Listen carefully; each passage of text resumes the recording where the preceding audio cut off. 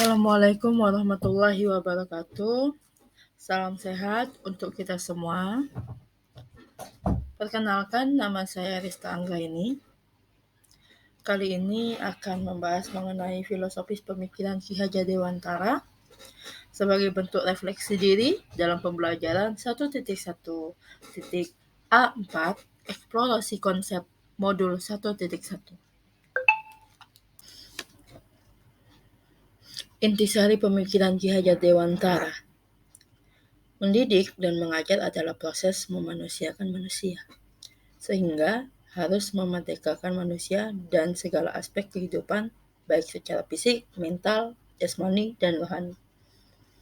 Proses pembelajaran yang mencerminkan pemikiran Ki Hajar Dewantara adalah proses pembelajaran di mana pendidik hanya dapat menuntun tumbuh atau hidupnya kekuatan kodrat yang ada pada anak-anak agar dapat memperbaiki lakunya hidup dan tumbuhnya kekuatan kodrat anak, yaitu kodrat alam dan kodrat zaman.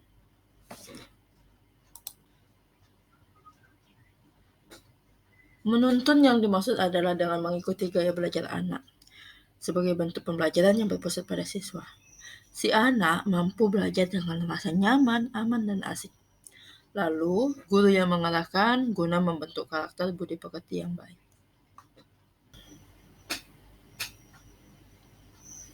Lalu, bagaimana ya saya memandang diri saya sendiri sebagai pembelajar dan pembelajar jika dikaitkan dengan pemikiran Ki Hajar Dewantara?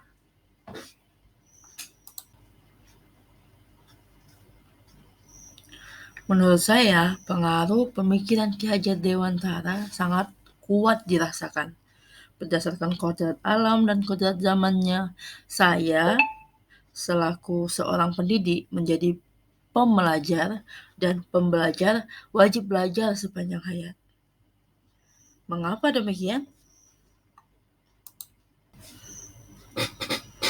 Ya, guru sebagai tenaga pendidik bukan hanya mengajarkan ilmu pengetahuan, melainkan juga harus memberikan contoh dan suri tauladan kepada murid-muridnya.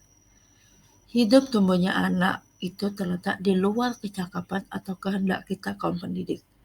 Anak-anak itu sebagai makhluk manusia dan benda hidup, sehingga mereka hidup dan tumbuh menurut kodratnya sendiri.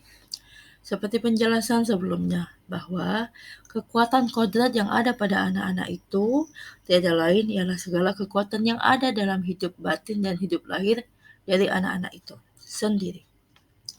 Kita kaum pendidik hanya dapat menuntun tumbuh atau hidupnya agar dapat memperbaiki lakunya, bukan dasarnya, hidup dan tumbuhnya.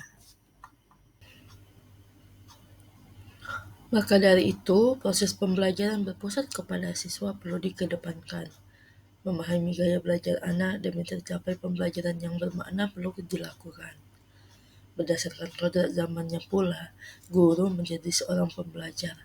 Hal ini dikarenakan semakin majunya zaman, maka guru dituntut menjadi wajib paham iptek, atau kita sebut ilmu pengetahuan teknologi, meningkatkan keahlian dan harus mau terus berkembang.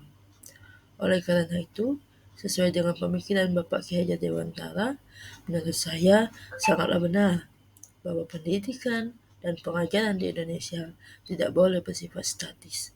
Kita wajib mengubah paradigma mulai dari diri sendiri. Dengan menjadi salah satu dari para guru penggerak hebat, maka mari ciptakan suasana belajar yang sebenarnya, sehingga Indonesia maju karena kita dan untuk kita.